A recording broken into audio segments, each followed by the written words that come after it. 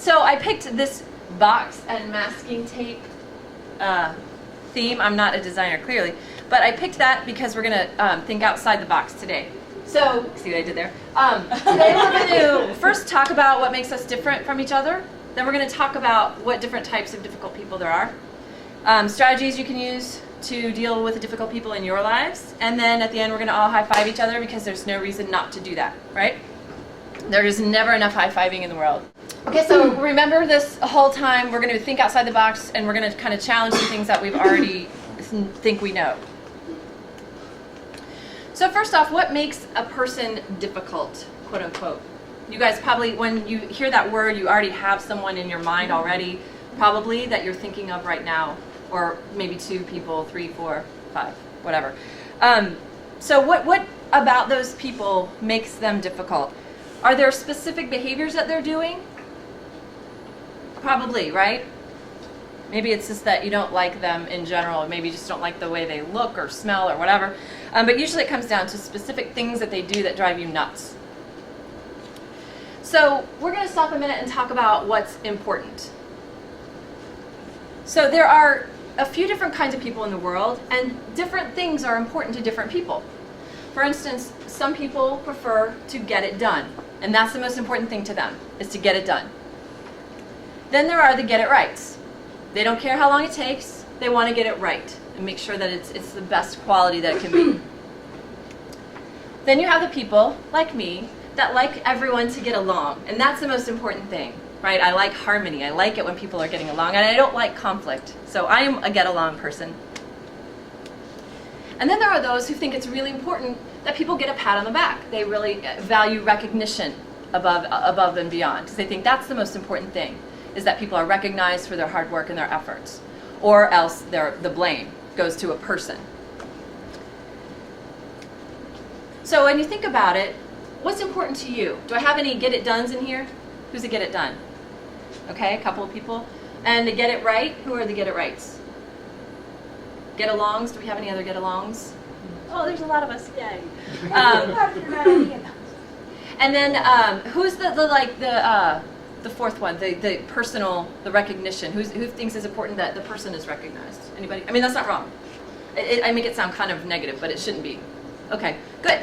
So the important thing to know here is that the way we communicate is based on what's important to us, right? So for instance, the get it done people, they're going to be quick, right? Their emails are going to be like, what do you think about this? Blah, like no, not even like a thanks, goodbye, see you later. There's nothing like that. It's just short, to the point. That's the way they communicate. That's their style. The get it rights, however, their emails might be a little bit longer, right? Because they want to make sure that you have all the information. They're going to take time. They're going to double check their facts a little bit more. They're going to really be a little more verbose in their emails, precise with their wording. The get alongs, like me, it's going to be like, hey, how was your weekend? I hope you had fun. How's your wife? How's your husband? It's going to have all this bullshit stuff in there. And then I'm going to get to the point, because that's how I am, right? Like, I want to build that relationship with you. I don't want it to just be like, we are robots, because that's not what I am. So that's how my communication style is. And then there are those who think that getting that pat on the back is important. So their emails are going to be very person-oriented. So, hey, did Joe mention that blah, blah, blah, blah, blah? Or did you see what Bob contributed to the project? It's going to be very person-oriented, not so much maybe team-oriented or just generalizations. It's going to be, defined by the person. And just like Laura mentioned about diversity, I think it was Laura, somebody, who mentioned about the diversity? I think it was Laura. No, Jennifer. Okay, sorry, my brain is fried. We need all of these people on our team. Yeah, right, I know. I should have said Elizabeth, like someone named Elizabeth said it at some point. But we need all of these people on our team because it makes us a better team. We're more well-rounded. We're getting all of these different kind of perceptions and different things that are important to people. So there are people thinking about different pieces of the puzzle. So we need all of these kind of people on our team. And we can be all of these kind of people, right? Like there are times when I got to get it done, right? Like I'm sorry, I don't have time to be all like huggy and high-fivey. I got to get it done, I'm sorry. you know? So we can be all of these people when the need arises. So it's important to note that just because someone's different than you doesn't necessarily make them a difficult person, right? Because we're all different, but you can learn to kind of work with that. We're going to talk about that in a little bit. So just remember that differences do not necessarily have to mean difficulties. I think the problems occur when people are at extremes all the time, right? Like they're always this way, or a good majority of the time they're that way. You know, we all have bad days. We all have crabby times. We all have really great days where we're just in a super good mood. You know, we're human. We're like that, right? Like we do crazy things. So, but when you see that habit over and over again, that's kind of where the difficulty starts to happen. So let's take a look at our get it dones for a minute. Talk about those. I added all these animations myself. Thank you very much. I'm really excited about that. I know, right? Thank you. Keynote's awesome. You sure you're not a personal recognition person? I might be. I might be. I can be. Let's say that way. I can be when you do. So the get it dones, on the one side we have where this is extremely unimportant versus extremely important. Most people are kind of in the middle somewhere. So we're looking at these extremes.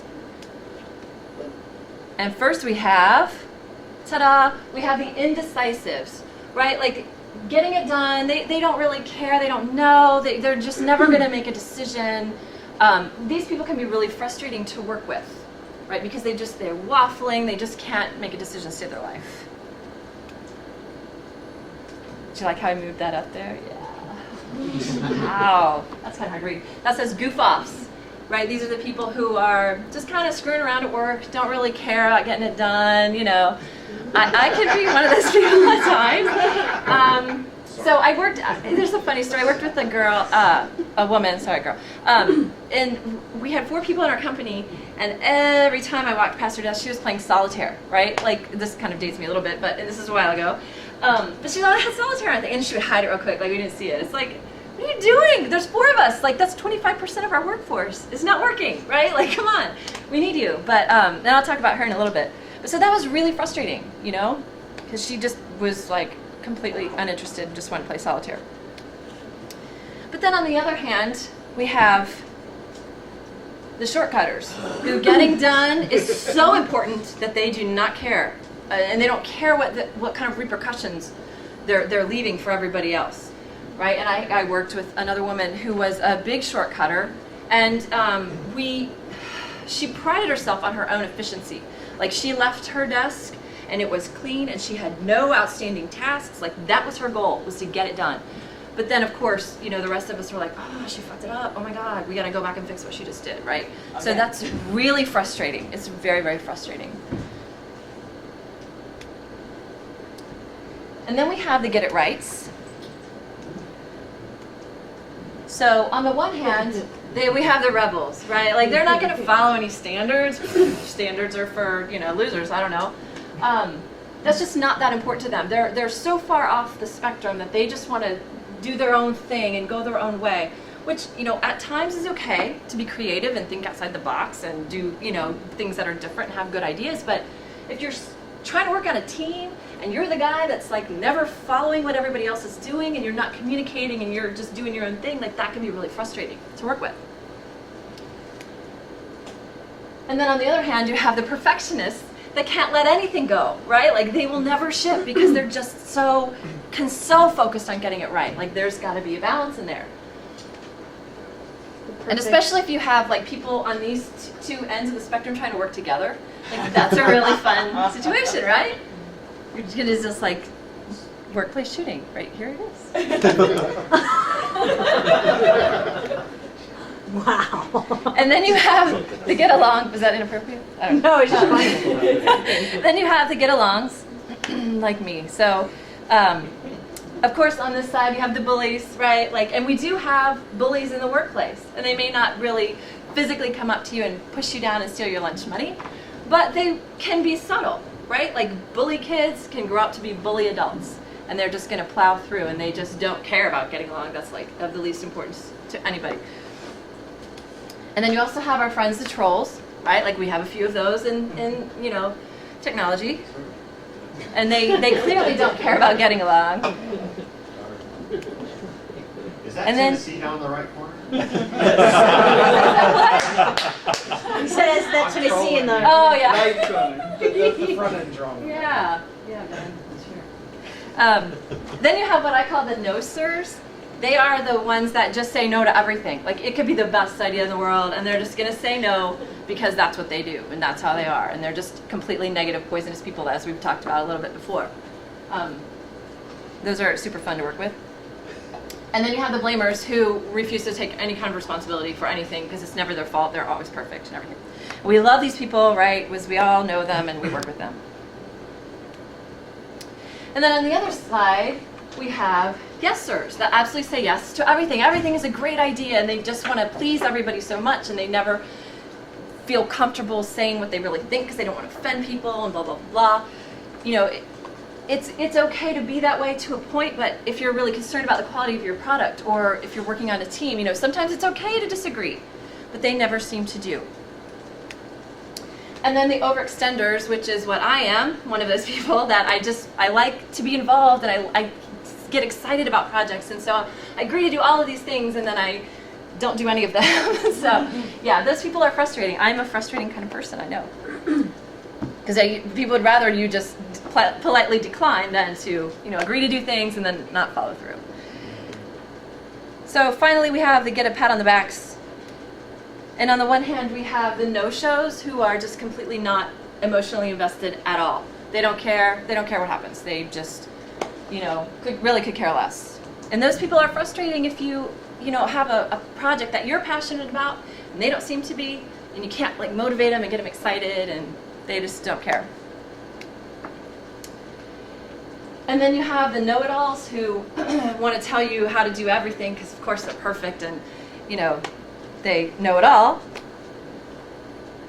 Or you have the credit stealers that, you know, it was your idea, but then they kind of took it and ran with it and took it up to management, and now all of a sudden they're the hero, and it was really, you know, like your kind of idea, and that can be frustrating in certain situations.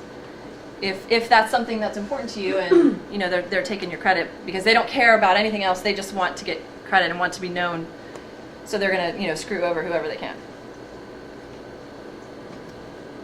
So pretty much, what do we have with all of these things? We've got all of this mess of dysfunction and shit, and here you are right in the middle of all of it, right? You're in the middle of all of these dysfunctional people. So what are you going to do? How are we going to fix these people, right? What can we do?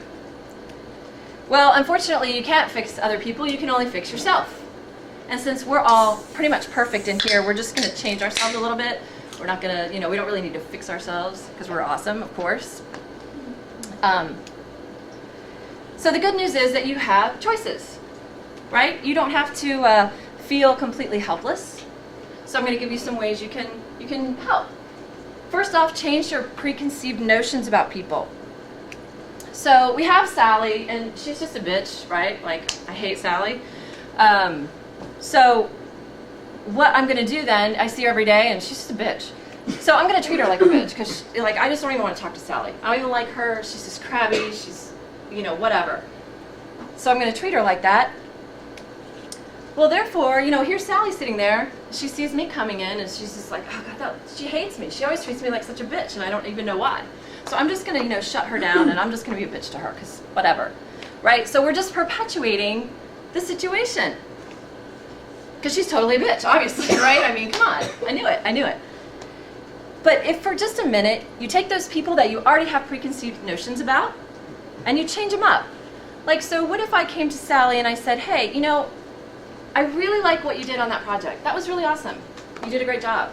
Or thanks for helping out with, you know, whatever. We appreciated that. Or what if I said, hey, Sally, you know, I'm struggling with this problem. Maybe you can help me. What do you think if I did this or that? How do you think Sally's going to react?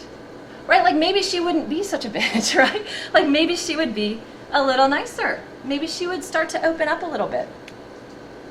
So if other people are being difficult, perhaps you're adding to the problem with your own behaviors that you have control over and you can change. Secondly, you can change how you communicate with them. So remember how we talked about different communication styles, right? So if someone is a get it done and you are not a get it done, well, maybe you change your own communication style to kind of match what theirs is. Because they will be much more likely to accept what you're saying, to listen to what you're saying, those kinds of things. So the third strategy you can do is to listen. And I mean it, like really listen to them, right? And I know we all think we know how to listen, but really people just want to be heard and they want to be understood. That's all they want. So we're going to just do a quick primer on listening. And the step one is to just, you shut up, stop talking, let them go, let them talk. And then pay attention to what they're saying. Put your phones away. Give them eye contact. Make sure they know you're paying attention to them now. You have the undivided. And then restate their message back to them. If I understand it, this is what you mean, this is what you're trying to say. Is that right? Do I get it? Do I understand? And make sure that they feel like they've said their piece and that they've gotten their message through to you. You may not agree with what they're saying, but they just want to be heard. And the great thing about listening is it accomplishes so much. It's such a simple thing, but it really does accomplish a lot. First off, you're getting information straight from them, straight from that difficult person, not from somebody else saying, oh God, did you see what he said on this? He's such an ass, right? Like you're getting it right from them.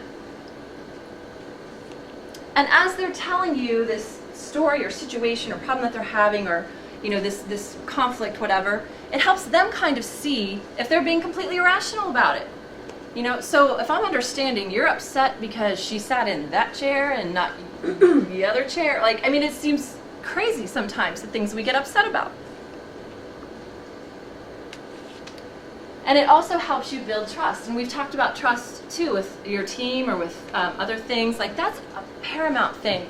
It's having trust among the people that you work with or have on your project. So listening to them and having them feel like you understand what they're trying to say and that you hear them, that's huge. And it helps build that trust. And it also can help keep a situation from escalating, right? If they're upset about something or if there's some kind of conflict, well, they say their piece, well, then what, right? Like, okay then, all right, and then they walk away. Like there's nothing else to do, right? So it really can help keep a situation from getting out of hand. And then finally, chances are much better that when it's your turn to listen to them, you've extended that respect to them to really listen to what they're saying. They'll be much more likely to do the same to you. Number 4, so acknowledge positive behavior and intent. And I think this is a really good way to handle a person that's on your project that is basically sabotaging the project with their behavior. Because behavior is important, but also so is intent. A lot of times we just care so much about something that we just get crazy, and we just want it to be so right, or we want it to be such a great thing that we kind of forget that the other person is another person on the end of the line, right? Like, so we say things we don't really mean, or we do things that aren't exactly the best to do, but we mean well. In general, we always mean well, usually. So if you can turn it back around and communicate how what they're doing is actually sabotaging what's important to them, right? So for instance, this woman we had that was completely like get it done, shortcutter, in the long run, it made her and the rest of us less efficient. When efficiency was like her main thing, her screwing around and just getting it done made us less efficient. So if we communicate that back to her, like her behavior is sabotaging the thing that she's trying to do. So if you have somebody that really, they care about their open source project so much that they're just such a jerk because they want everything to be so perfect, they're actually making the project less quality and less awesome by their actions. So if you can find a way to kind of communicate that back to them and make them realize how they're sabotaging that, it's a great way to bring that up. 5 is change the system. So, usually if there's a people problem, it's not a people problem, it's a situation problem. And in the case of the woman who just played solitaire all day, we finally figured out that we had, like a couple weeks before, kind of reorganized how we did stuff and, kind of split things up a little bit differently. And we ended up taking away the one thing that she really liked to do. So everything that was left for her was crap, and she didn't want to do it. And she didn't really want to say that because she, felt weird bringing that up. But once we kind of all got it out in the open, we figured it out, and it was fine. The problem was solved. So it wasn't that she was lazy or dumb or, couldn't do the job. She just was not motivated because we took away from her the thing that she loved. So people problems are usually just something in a situation. There's some kind of dysfunction there that could potentially make them less difficult to be with. And 6 is assuage their fears and insecurities. And I put this in here because I really like the word assuage. It's really nice and we never use it. So I want to bring that back. So when you think about the difficult people in your life, how much of their behavior is caused by them just being insecure? Right? A lot of times when someone has an ego and they think they know it all, it's because they're so painfully insecure that they can't admit that they might not know something or that they've made a mistake. So, if there's a way for you to just be like, dude, it's okay. We all make mistakes. It's fine. Don't worry about it. Relax. And just remember that everyone in this room and everyone is struggling with something. We all have something in our lives that isn't great, right? If not now, it's going to happen to us all. So when people act a certain way, it may just be something else that's going on in their lives that's manifesting itself in this way. So, extend them a little bit of a berth, give them a little more room, especially if you know that they're struggling with something, because chances are everyone is, and they probably are too. And then finally, walk away. Sometimes you get to that point where it's doing you more damage to be in the situation, and you just can't deal with it anymore, and that happens, and that's fine. Walk away if you can. Even if it's a member of your family, you can find ways to just kind of distance yourself a little bit. So, in summary, you're in the middle of a big pile of crap here, but you aren't helpless because there are things that you can do. Change your own attitudes about people. Listen to that difficult person, as hard as that is, to look at them in the eye. Do it. Change how you communicate with them. See if that helps. Give them a benefit of the doubt, right? They might be having a really shitty day that day, or 10 shitty days. Change the situation if you can, if you have that control, if you're the manager or whatever. Look at the situation, look at the systems that are in place. Make it, different. See if you can figure that out. Calm their fears. Make sure they know that it's okay. They don't need to be insecure. They've been around, whatever it is.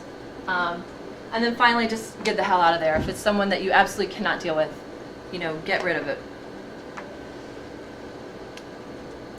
And then also remember that you are somebody's difficult person, right? There's somebody in this talk somewhere that would be thinking of you probably, right? Because of just the way we are so separate, right? The get it dones and the important, not important. There's your opposite somewhere else. So just keep that in mind. Here are some books that I would recommend if this is something that you find interesting, which I do. I love this stuff, and I think it's really kind of, my major was in organizational behavior, so I think it's really cool how we operate in the workplace. And I think it's neat to see all of these things like the broken window syndrome or broken window thing that Keith brought up, and the imposter syndrome, and all of these kind of behavioral things that come into play in software development, right? Because it's not just, we're still people, we still have our quirks and we're still weird. It's not just that we're robots. So I think this is really cool. This is dealing with people you can't stand. This one is understanding other people, the 5 secrets to human behavior. And this, I always recommend this book in every talk, I think. It's called Switch, How to Change Things When Change is Hard. And it talks a lot about behavioral things and how tweaking the environment or tweaking a system can have drastic effects on human behavior, and getting people to kind of do what you want them to do. So motivate them in a certain direction. So, and there's my information if you do want to contact me and talk about this stuff, because I love it. I think it's really fascinating. Or if you're having problems with somebody and you can't really figure out what to do with them, I might be able to help you think of some ideas or strategies to deal with that. I think that was it. Yep, that's it. Does anybody have questions or anecdotes or anything they want to chat about? You know, it's so interesting. I actually have well, what happens when difficult people are your vendors, right? So I had a problem with Frontier Airlines, right? And all I wanted was to redeem my miles. I just needed to put them in. They were about to expire, and I was freaking out. I'm like, I should have my miles in here. So I call a woman, and I'm frustrated, and she's being really rude to me. And I said, can you please not be rude to me? And she says, I'm being rude, and hangs up on me. Oh! It's worse. Yeah. Wow. So Nice so customer service. It's like an interesting story about like difficult people. Obviously, when I was like, please don't be rude to me, I triggered something in this woman. Yeah, right. So she called me up. I called the second woman. She got it taken care of, and then I called to complain about it. So I could then call the escalation unit, and the woman is just being really rude to me. At this point, I'm upset. Sure, right. I'm tired. I don't feel good. And I'm just like, okay, can you just give me a minute to calm down? And I'm sitting there, and the woman, she does this.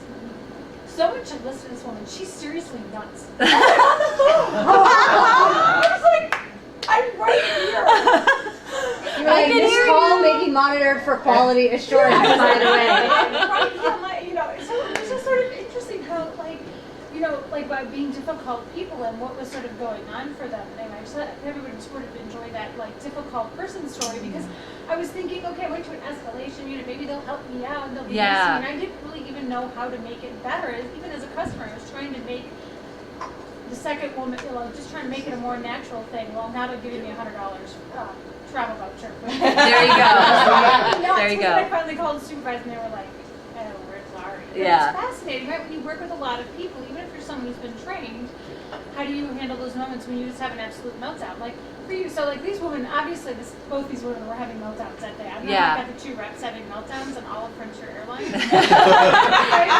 Well, a customer is awful, and then for someone else to call a customer nuts while they're sitting there Yeah. is just ridiculous. So like, what happens when you're having a bad day? What do? You know, when you're having like a, you know. So I would say in that case, like maybe there really was some shit hitting the fan there. You know, Yeah, like yeah. there could have been some internal memo that just went out and said, okay, we're cutting half of the workforce, but we're not going to tell you who. Right? So everyone's already on it. Like you just don't know. You really don't know. And it probably that was an isolated incident, I would think, because they're in customer like, service. What if we're having Like, one of those crappy days, right? Obviously, these women were having bad days. yes. Like, what would you have done? I'm just curious. You know, like So if you're from- having a bad day and you need to deal with other people and you don't want to be difficult. Right? So I'm just honest, and I just say, look, I am having the worst day today that I have had in a really long time. So, and I will say, so if I'm rude or crass or crabby at you, it's not your fault. It's all on me today. You know, and I mean that really helps. Like otherwise, people are going to assume that they've done something, right? When they haven't, obviously. You know, you were just just wanted to fix your miles, right? It wasn't a big I do deal. this all the time, don't I? Don't I? Like half the time I'm like, I'm really cranky today. Like I'll just say it in Irish, I'm like, Oh, we know. I'm really Yeah. cranky. It's awesome, though, right? Yeah. Really, like, I think we don't Sure, want to though. admit it. We don't want to be vulnerable and say we're having a bad day or Right. we're not Right. aware of it. But I think it really goes a long way. Like, if that woman had said, because I was like, you're going to sit here and tell me you didn't call me nuts? Like, I said, please tell me to my face. And she's like, if she would have said, you know what, I'm really sorry, that was inappropriate, I would have said, Okay. thank you for your Right, vulnerability right. and your honesty. But the fact that she didn't, I was like, Right. I want that woman's job. Yeah. I won't get it, but I got $100. You got $100 out of it, right? That's a human reaction, though. You know, Yeah. Humans tend to, if you fess up, you can see this in celebrities and stuff. When they screw up and do the wrong thing, Right. they do their little thing. I'm sorry, I won't do it again. Yeah. It's amazing how fast the public forgives them. Yeah. But if they keep covering it up, Right, think right. about what's happening to Lance Armstrong. The case in point. I'm sorry you found out. Yeah. Yeah, yeah. Sorry, I got caught. Yeah. That's so true, though. Yeah. I'm sorry you found out. Yeah. Yeah. Something I really like to do. It doesn't work with everybody, but something that can work. You can really let Southern Bells know something, which is that the ruder someone is, the more polite I get. Yeah. Bless your heart. Yeah, right. Oh my God, that's You know, just like get nicer and nicer and nicer and nicer. And you know, hopefully they'll have some message in there. That will, Yeah. You know, Well, right, because It then doesn't always work. what do they have? Like, if they're trying to, you know, get a rise out of you and it's clearly not working, like you're completely deflating their whole, you know. So if that's, empathetic for them. yeah, really, really sorry to honestly, feel yeah. this. I mean, I see some I'm of sorry these. for being such an annoying customer. Yeah, exactly. I see some of these trolls, and I just like really like that's your life, Like, I feel sorry for them. Like that, they're so miserable in their own lives that they just have to try to spread the. Well, imagine spread the working at an shit around, airline customer service where Honestly, everyone who calls right? you is mad because they have to change their flight or whatever Right, like that. right. Or, I mean, there are times where I've had problems with my bank, like where, my bank gave another bank my checking account information when they only should have my savings account information. And I'm calling up and I'm trying to be really polite and I'm like, I'm not mad at you, but put yourself in my shoes. Like, Yeah, exactly. do you, like, I don't know what to do about this, and I'm very worried about the rest of my personal information that might randomly be given out. Like, I know kind of what happened. It was a computer triggered thing, and I kind of, understood what happened, but, the idea is like, well, if they could release that, what else could they Right. release? Just kind of like giving them my point of view as opposed to angry customer, which is what they see all the time. No, Right. it's totally true, I mean, I think it's fascinating, what you were saying about being nicer too, because if you're nice to at the end of the day, then you have to look at yourself in the mirror, and you know that you didn't succumb to somebody else's, angry moment, then at least you feel good about yourself. Yeah. Do you know what I mean? Yeah. Because I'm like, wait, I have to wake up with me. Yeah, not right. that person. Yeah, I know, right? Someone's married to that Thank person. God. Wow, Not me. Going to send them flowers or something like. Sorry about your luck, man. The other Wow. thing you can do too is depending on, like, if you're in a bad mood, just like step outside, go take a Yeah. walk, go have lunch, go like, Yep. if totally. you can. I Yeah. mean, you might be in a bad mood because everything's breaking and have to stay on. But Yeah. I usually just firmly and perhaps not as nice as I should kind of tell people what I need. Like, I need you to not talk right now.